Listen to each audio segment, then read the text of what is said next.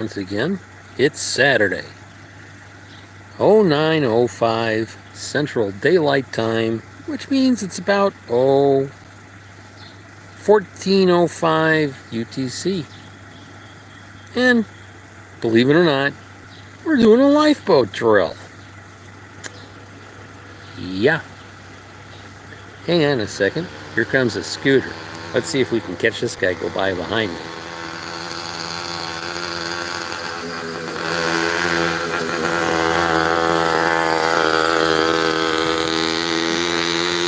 Like I say, life's interesting in a mobile home park. You just never know who's going to drive by. Sometimes it gets a little noisy here. But, yeah, it's a nice Saturday morning, a little bit overcast. Once or twice a month, I do lifeboat drill. Now you're probably trying to figure out, what the heck is he talking about? My gosh, I see a mobile home and I see a pickup truck. How in the heck is this a lifeboat drill? Okay, here's the bottom line, okay? Back in January, found out I've got AFib, which means I'm at increased risk of heart attack or stroke. I got a 4 million mile Landbound, virtually accident-free and no violations driving record, and I prayed about it and the good Lord says, okay, Bruno, it's time to hang up driving, but keep the truck. Well, keeping the truck actually makes sense. Let me explain to you why. Okay? Number one, as you can hear, and we'll step a little bit closer. Despite the fact that she has 250,000 miles on her,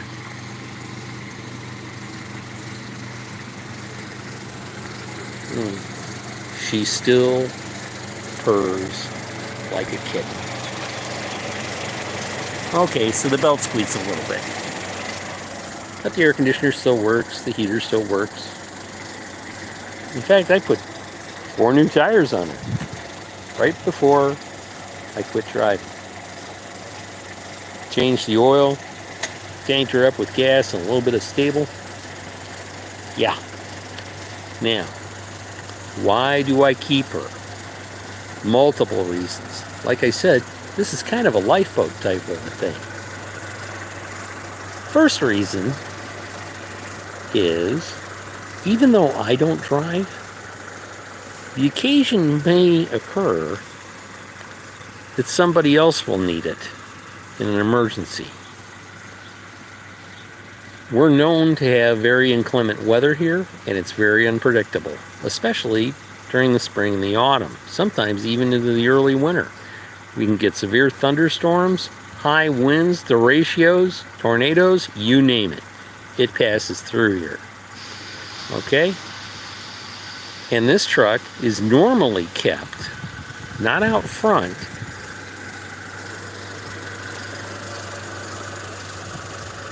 but back under the awning, way back. And you see those 2 tree stumps right over there? Okay? Both those trees were dying, especially the center one. It was actually dying from the top down, and I had it cut down just a few months ago. The one behind it was split and threatened both my mobile home and the mobile home next to it. On top of that, if they would have split and come down, they would have come down, across, like here, right? And taken out my mobile home and the awning. So by cutting those trees down, I also created a safe space back there for that. And that's where it normally resides. It's licensed, it's insured. I just can't drive it on the road. But since we're earthquake prone around here and prone to have pretty unpredictable weather, I keep her. Even though I might not be able to drive it, somebody else might need to use it in an emergency. There'll be a lot of damage. You know, emergency services may very well need to requisition any vehicle that they can get their silly little paws on in order to aid other people. So that's number one. That's the first reason why I keep her. She's a lifeboat, okay? And she has to be kept functional. Now, here's the other reason. I ride the little bus that comes down that street, and it comes from the east, okay? And the little bus will come down the road here, all right? Or every once in a while, it'll come down the road here, right? And I have to be watching for it and ready to depart 15 minutes at the dead minimum before it arrives. I have to be keeping an eye out. Now, in the temperate months, like late spring, summer, early fall, it's not too bad. I just wait under the awning. Or maybe under the tree if it's not too bad outside, you know? But in the wintertime, well, that's when things get dicey. Let me show you this.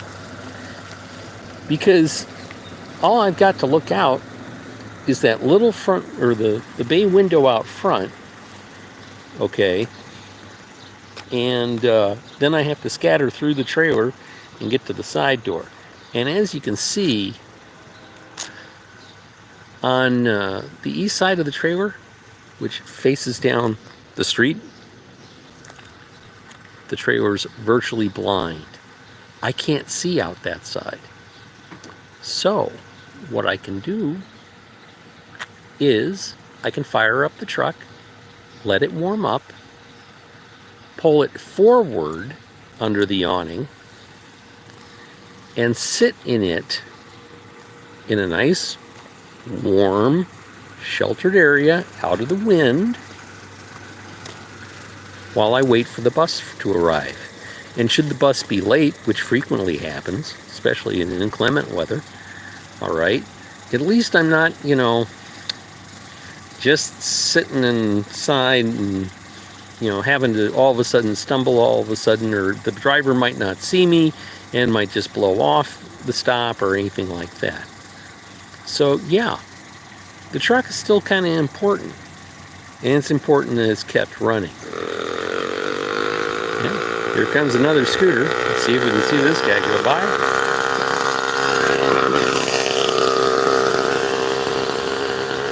Like I said, on a Saturday morning, get to be a little noisy around here. But yeah, so this is the lifeboat drill.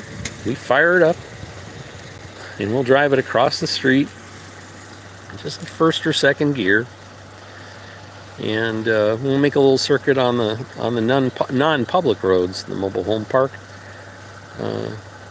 just to circulate things and the drivetrain, make sure the brakes still work, and then come back and park it here, let her set for about a half an hour at idle, and that's what we do for lifeboat drill around here.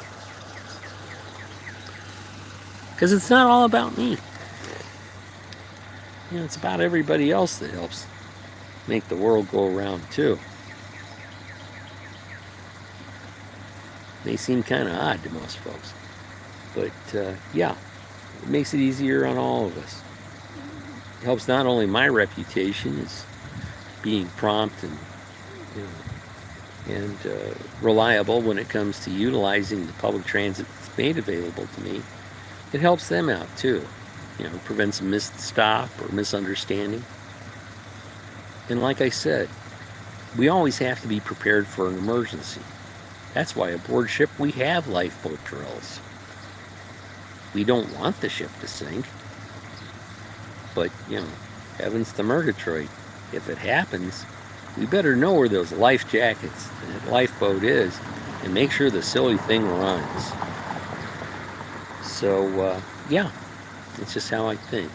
So let's take a look at the chat and see what everybody's had to say here. I didn't mean to ignore everyone, but, you know. And thanks for the likes, everybody. We always appreciate that.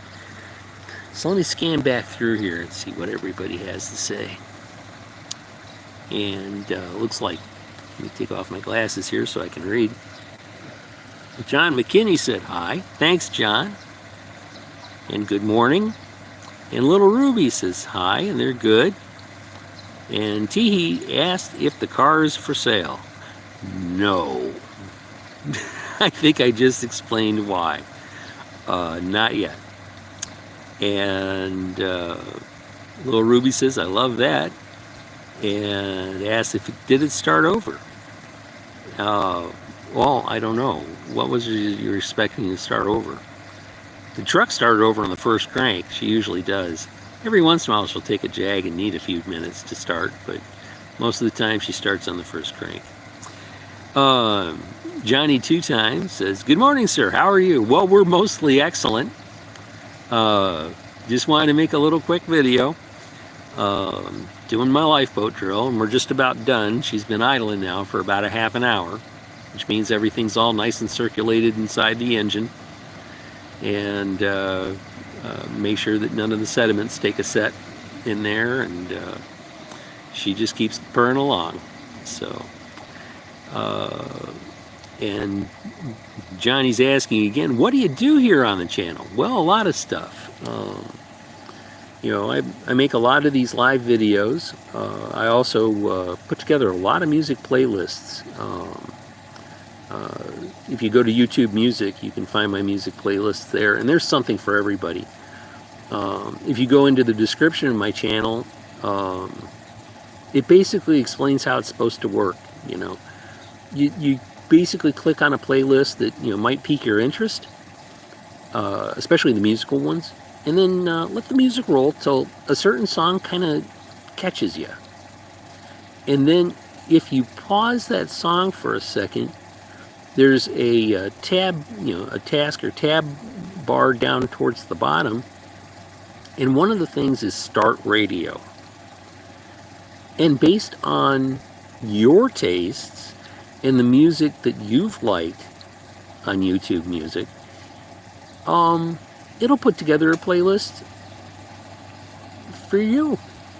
And you can choose familiar music that you've known for a while, or new things, new artists you might not have heard of.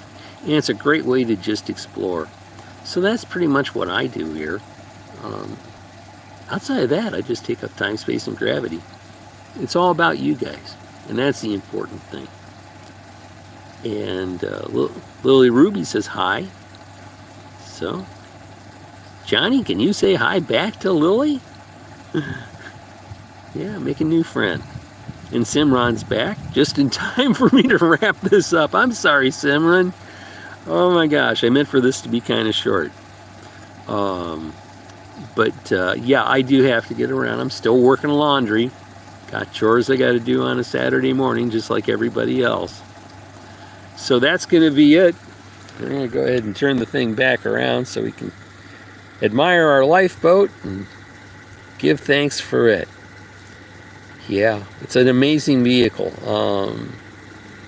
The fall class 2010 at Albany Central College, the auto body technology class under the tutelage of Mark Fitch, actually did a tremendous amount of work.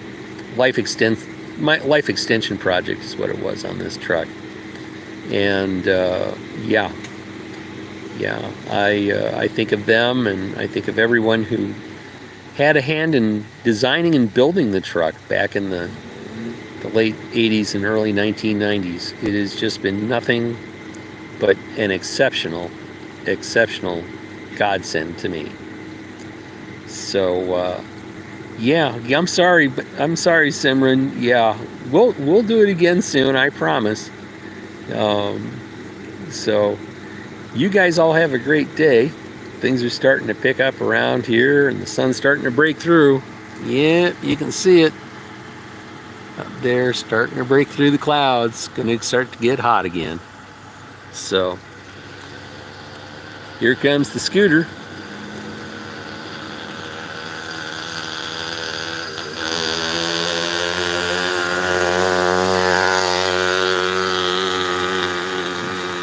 So like I tell the bus drivers, watch out for the jet skis. And oh look, yeah, there he goes, and here comes another cement truck.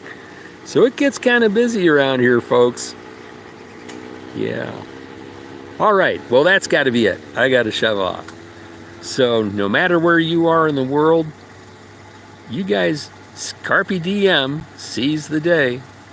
Dig it while you can. Don't forget to be nice and be kind and give thanks for all we have. And until next time, good luck, Godspeed, and we'll see you around town.